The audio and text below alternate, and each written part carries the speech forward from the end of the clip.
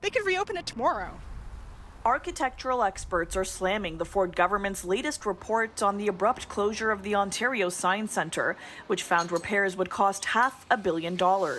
Elsa Lam tells us that number has been inflated, and the true cost is $228 million over 20 years. So where did they get that number from then?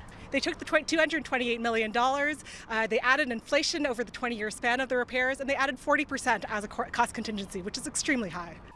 It has been just over a month since the Science Centre was closed for good, with little notice to the public after an engineering report found the roof of the 55-year-old building could collapse under snow or heavy rain.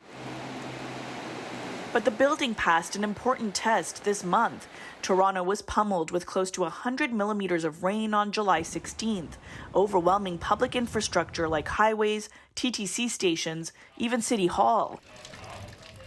The Science Centre, though, was unscathed.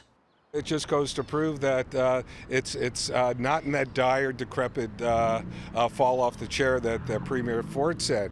But the government maintaining this is a major safety issue. It would not be appropriate for us to ignore some very clear engineering advice that suggested structurally the building was unsound. Advocates say the government is ignoring the 82,000 people across the province who have now signed a petition to reopen the centre.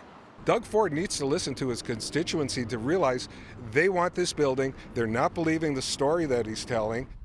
In response to public outrage since the closure, the Ford government released a second report earlier this month with a long list of additional repairs needed beyond the roof, including heating, cooling, mechanical and electrical systems, even sprinkler and fire protection. Many of those issues are just regular building maintenance issues that come up in any building that's 50 years old. And it should be part of the regular maintenance cycle.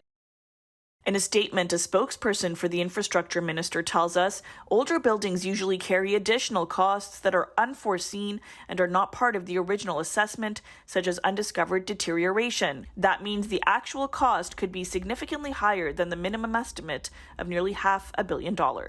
In the meantime, the province is searching for a temporary location for the Science Centre before a permanent one opens at Ontario Place in 2028. For City News, I'm Yazdani.